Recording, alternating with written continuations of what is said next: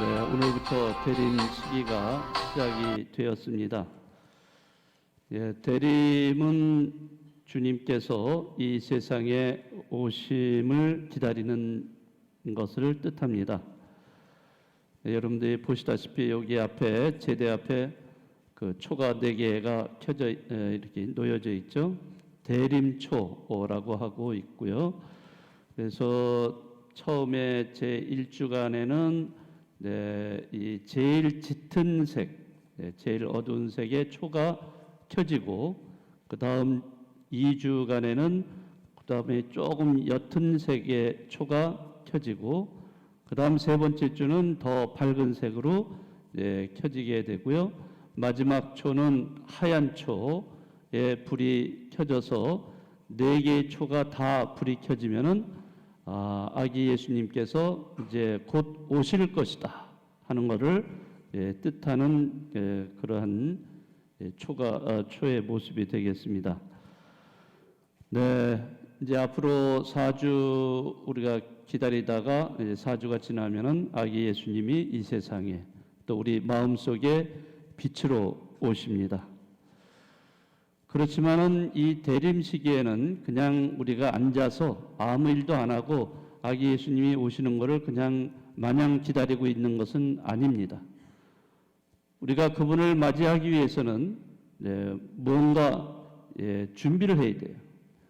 그 준비는 다른 게 아니라 깨어 있는 거예요. 자신의 삶을 깨우게 하는 것, 이것이 바로 그 아기 예수님을 맞이하는데 전제 조건이고 또 준비해야 될 것입니다. 그래서 오늘 마르코복음서에서는 이런 예수님의 말씀이 들려옵니다. 너희는 조심하고 깨어 지켜라. 그때가 언제 올지 너희가 모르기 때문이다.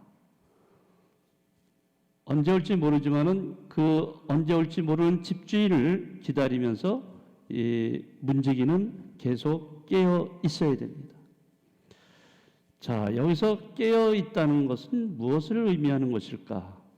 우리는 깨어 있는 삶이 되어야 한다. 이런 말을 참 많이 듣습니다.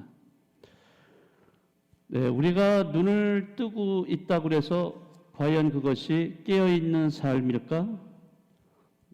그거는 뭐 외적으로 우리 눈이 떠 있는 것뿐이지 진정으로 깨어 있는 삶은 아니죠. 자, 눈을 뜨고 있어도 눈이 먼 상태로 살아가는 사람들도 있어요. 어떤 사람이냐? 돈과 권력에 눈이 먼 사람들도 많습니다. 또 이기적이고 교만한 사람, 이런 사람들은 옆에 이웃이 있는데도 불구하고 보지를 못해요. 마음이 굳어져 있는 사람, 역시 이 사람은 살아있어도 죽은 것과 같습니다. 자기라는 단단한 껍질에 머물러 있는 사람, 이 사람 역시 죽은 사람과 마찬가지예요.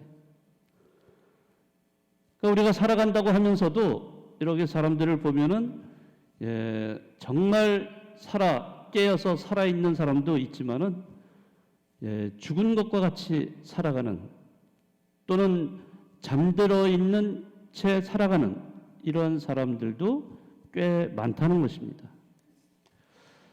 제가 읽은 책 중에 이런 책이 있습니다. 제목은 그 왕의 이름은 사랑이었네. 그 왕의 이름은 사랑이었네. 아주 얇은 책자인데요. 예전에 나온 성 바오로 출판사에서 나온 책인데, 이 책의 저자는요, 성경의 비유 이야기가 있잖아요. 그 비유 이야기 몇 가지를 가지고서 묵상을 했어요. 그러면서 그 성경 이야기를 그대로 우리는 보통 그걸 가지고 그대로 묵상하고 이해하려고 노력하는데, 이 저자는 거기서 한 발 더 나아가서 상상의 나래를 펴서 나름대로 그 이야기, 성경의 이야기를 좀 더 확장을 하는 그러한 글을 쓴 책입니다. 아주 재미있게 이렇게 쓴 책인데요. 거기에 보면은 여러 비유 이야기들을 다루고 있는데, 그 중에 하나가 어리석은 부자 이야기입니다. 어리석은 부자 이야기는 루카복음 12장에 나오는 이야기, 너무나 많이 알려져 있기 때문에 잘 알고 있는 내용입니다.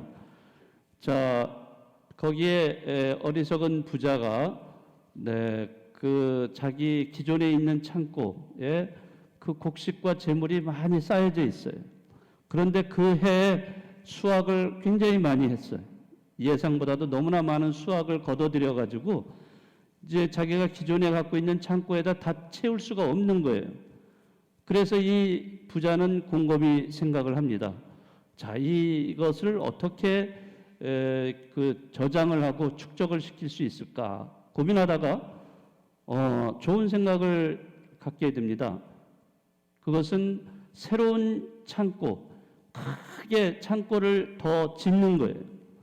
그래서 이 부자는 창고를 지금 있는 창고 말고도 더 많은 창고들을 더 크고 아주 튼튼한 이런 창고를 많이 지어놨어요. 그리고 그 해 수확된 거를 전부 다 거기다가 집어넣습니다. 차곡차곡 쌓아서 저장을 해서 축적을 다 시켜놨어요. 기존에 있는 것도 많이 축적되어 있는데 또 그 해에 너무나 많은 이득을 얻어가지고 그거를 다 새로 지은 창고에다가 다 저장을 하고 축적을 시켜놨어요. 자, 평생을 써도 다 쓰지 못할 정도로 엄청나게 축적해 놓은 그 재물을 보면서 부자는 이렇게 자기 자신한테 말을 하죠. 자, 여러 해 동안 쓸 많은 재산을 쌓아두었으니 쉬면서 먹고 마시고 즐기자. 자, 이렇게 얘기했어요. 자, 그런데 이 말이 하늘나라에 있는 천사들한테까지 들렸어요.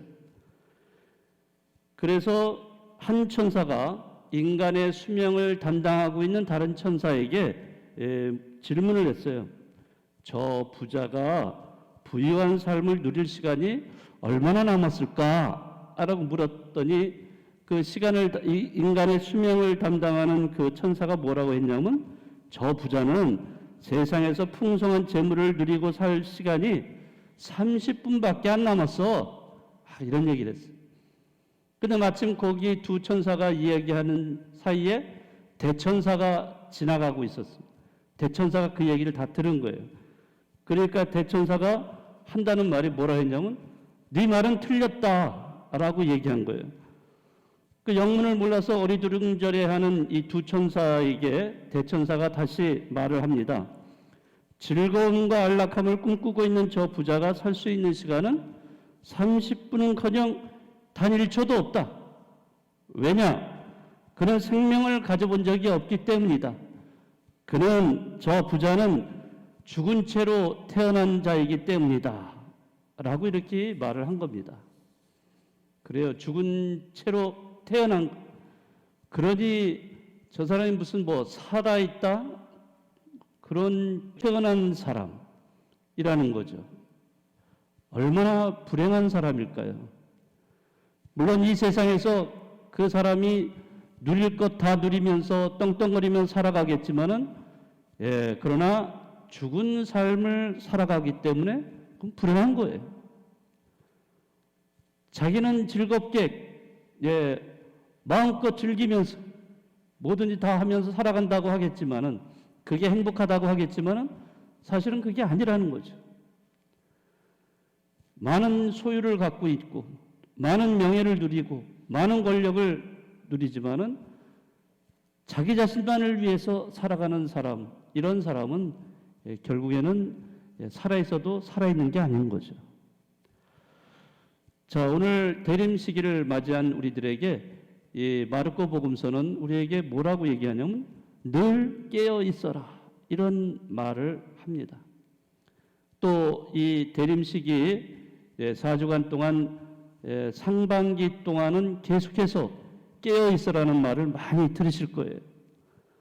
자, 깨어 있다는 것이 도대체 어떤 의미일까? 그것은 자기의 내면을 들여다볼 줄 아는 사람이 되어야 된다는 거죠. 내 마음을 또 내 내면을 들여다본다면 어떤 면에서는 굉장히 추한 모습도 있을 거예요. 또 삐뚤어져 있는 모습, 남을 용서하지 못하는 모습, 어떤 때는 교만하고 소유욕에 사로잡힌 그런 이기적인 그런 모습을 가진 또 위선적인 그런 모습도 있을 거예요. 나는 모르지만 나는 알 수 있어. 이렇게 자기 자신을 잘 모르고 살아가는 경우도 많이 있어요. 어쨌든 자기의 진정한 모습을 한번 살펴봐야 됩니다. 그래서 정말로 내가 깨어있지 못한 그런 모습이 있다면은 그거에 대해서 성찰하고 반성하고 그래서 우리는 회개를 해야 돼요. 회개는 우리를 새로운 모습으로 바꾸어 주는 거예요. 그래서 우리는 이 새로운 그 회개를 통해서 새로운 모습으로 거듭날 때 정말로 우리는 깨어있는 사람이 될 수가 있습니다. 오늘 제1독서에서 그 이사야 예언자가 하느님께 이렇게 고백을 합니다. 뭐라고 하냐면 저희는 진흙, 당신은 저희를 빚으신 분, 저희는 모두 당신 손의 작품입니다. 자, 이렇게 고백을 하고 있어요. 우리는 진흙에 지나지 않는다는 진흙, 흙에 지나지 않는 존재, 보잘것없는 비천한 존재이지만은 하느님은 우리를 선택을 해서 그걸 가지고서 빚어서 작품을 만드셨어요. 그래서 우리는 누구나 다 정말 존엄한 존재이면서 하느님께 사랑받는 그런 자녀들이에요. 하느님께 정말로 사랑받고 있다고 느끼는 사람들은 깨어있는 사람이에요. 왜? 하느님을 알기 때문에 그렇습니다. 이제 대림 시기에 아기 예수님이 빛으로 우리 마음과 이 세상을 밝히기 위해서 오셔요. 그냥 가만히 앉아서 우리는 기다리는 사람들이 아니라 적극적으로 우리가 그분을 맞이해야 돼요. 그것에 준비하는 자세는 깨어있는 자세입니다. 한번 이 대림시기 보내시면서 내가 하루하루 정말로 깨어있는 삶을 살아가고 있는가 한번 돌아보시고 이 대림시기에 진정으로 내 자신을 들여다보고 또 성찰하고 또 반성할 수 있는 그래서 거듭나는 또 그런 은총의 시기가 되시기를 바라겠습니다. 잠시 묵상하시겠습니다.